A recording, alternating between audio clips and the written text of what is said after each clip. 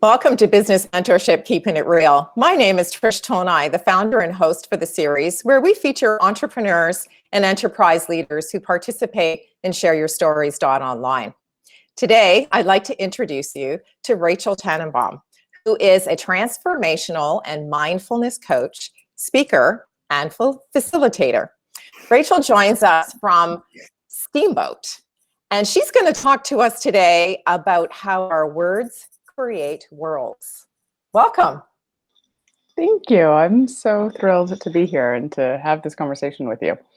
I'm telling you, I was really practicing, try to say words create worlds really fast 3 times. So I was really concentrating on my diction this morning and making sure that my enunciation was correct, because I thought, holy cow, I don't want to mess that up first thing in the morning. I almost want to do that. Words create worlds. Words create worlds. Words create worlds. Exactly. Big black bear bit a big black bug. Yeah, for sure. So as a mindfulness coach, and, you know, I love the fact that you talk about how we train our brain. And so tell us a little bit about words and how they create worlds, because I find that very interesting.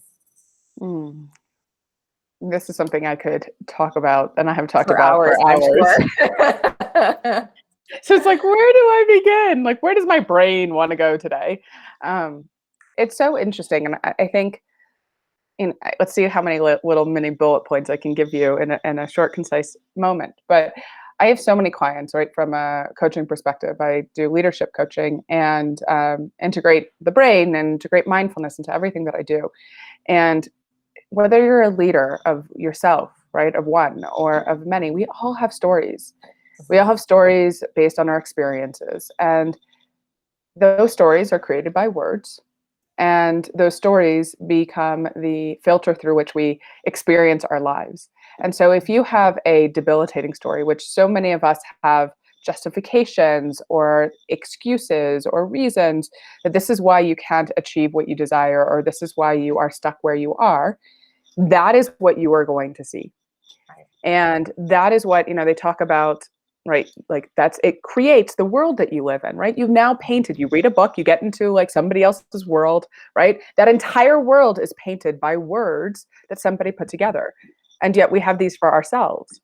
And so if you want to shift, if you want to create shifts in your life, you start to use words to paint a new picture. It's not this la-di-da, well, I just want to believe that I have $1 million and I live in luxury, when that's not necessarily the truth. But you can say, you can either continue to say, I live with extreme deficit, which may be true, or it is, I live in deficit and this is just temporary, right, and tomorrow can be different. Right? Like, what is it that you want to step and move towards versus, this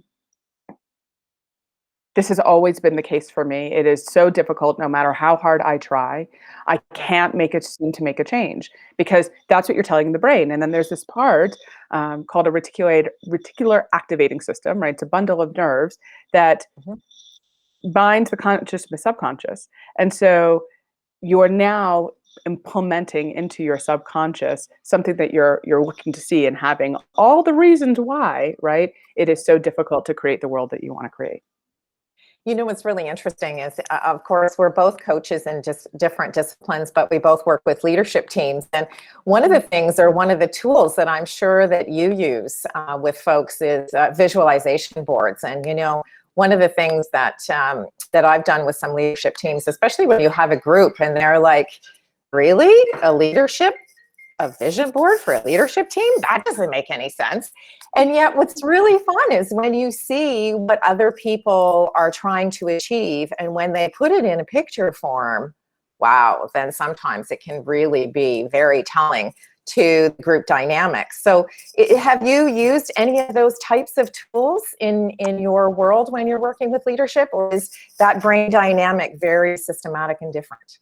No, I think that I mean, I definitely use that. I have one client who loves vision boarding, and he's amazing. When I met him, he was making under $100,000, tens of thousands of dollars in debt. And, 3 years later, he's making over $1 million, bought a house out of debt, different kind of debt, the mortgage debt. Yeah, But, right, yeah, but he could pay that off if he wanted to.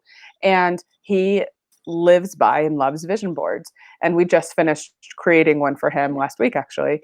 And because images stimulate something in your brain, right? It triggers right, a different response. And that's part of creating a right, story that you want to live into. And we also added words that he wants to continue to see, that he wants to continue to create as part of the story that he lives in now, and the story that he wants to be living in a year from now, right? Like this right, vision board is for where he wants to be in a year from now. And everything that's on his vision board from a year ago is there now. I mean, right, bonkers. He was saying, I want to make 500. I said, why not? If we're playing, why not say 1 million, right? And that right, was on his vision board. He made 1 million, right? And for me, it's not about the money and the number. It's about how do we challenge what your um, perceived limitation or stretch is right, and make it larger. Because for me, I didn't care. If he got 1 million, great, which he did. But if he got right. 750, he's still going to be happier Happy, than the happy. Yeah, 550.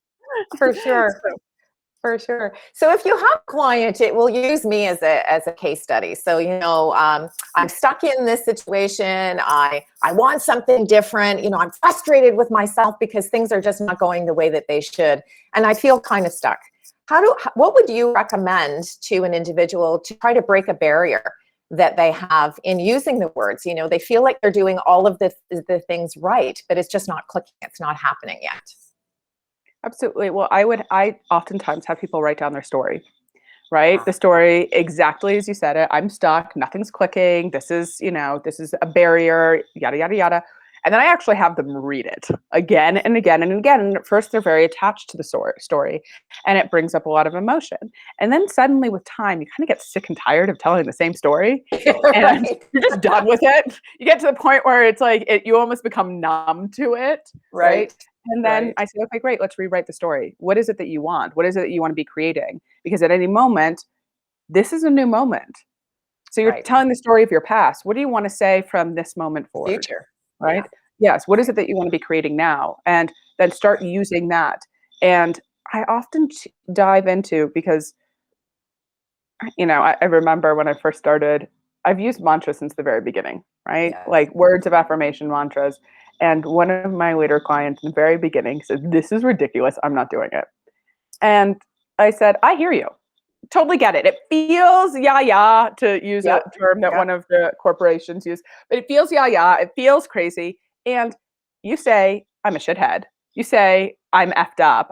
You have this language that you use all day long. You have mantras. You use them all day long. Yeah, that's You're right. just using ones that aren't helpful and that aren't Right. actually propelling you forward. And so my challenge to you is let's switch that language and just see. I you give me 2 weeks. Give me two Right. weeks. Say this 5 times a day, 10 times a day for 2 weeks. You can come back, say you hated it, it didn't work, but let's just play and see. And then you're starting to rewire the brain to Right. say, I trust myself, right? If that's what you're needing to hear, or I've got this, right? I may not have all the answers, but we can figure it out as a team. We've got this Right. together. Versus Right. you have to figure it out. The language and the mind says, you have to figure it out. You're the leader. You need to have all the answers. What's wrong Right. with you that you don't have all the answers, right? All of those words dictate, and then that creates a barrier between Barriers.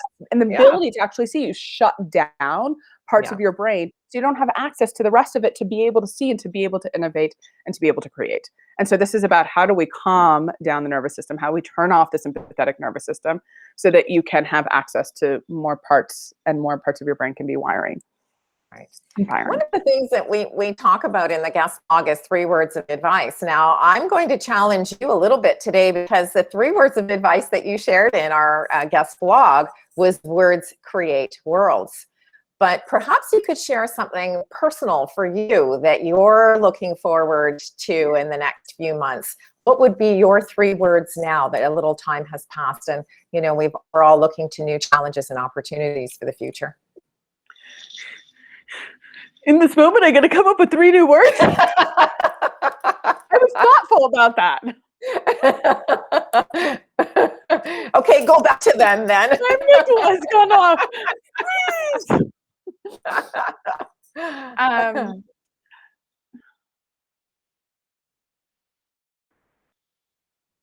You know, because one of the things that we do as coaches is we forget that we too have to participate in the things that we help other people do in terms of breaking barriers.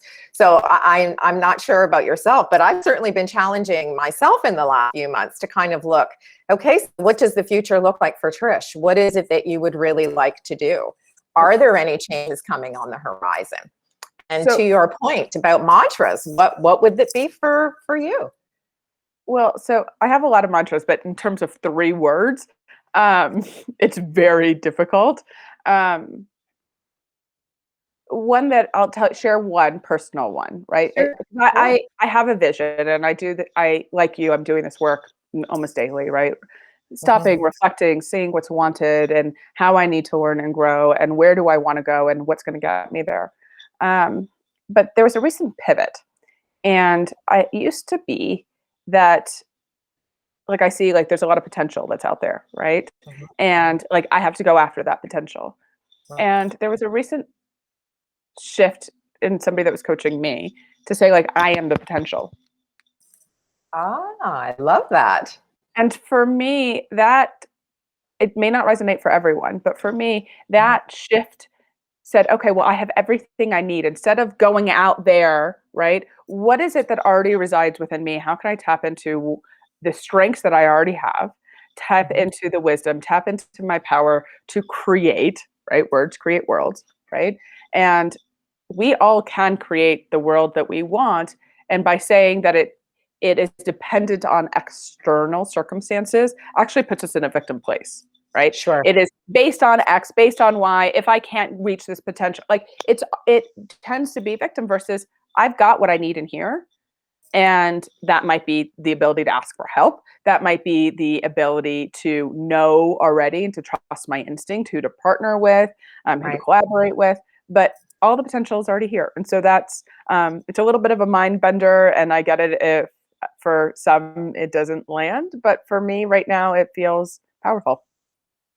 Well, I really love that you shared that with us, Rochelle, because that really does resonate with me. And, you know, they talk about sometimes we meet people and we're on similar paths. So perhaps in another few months down the road, you can come back to keeping it real and we can kind of share what is the future now and what will be the reality in a few months down the road. So thank you so Absolutely. much for joining me today. And Thank you. sharing some insight and giving us all that chance to kind of make our own little personal pivot. So thank you for that. Absolutely. It's my pleasure. Thank you so much. And to our viewing and listening audience, I'd like to thank you for joining us in another edition of Keeping It Real, where we introduced you to the person behind the logo. And we welcome you to share your story and visit our website at shareyourstories.online. Thank you so much. Bye. Thank you.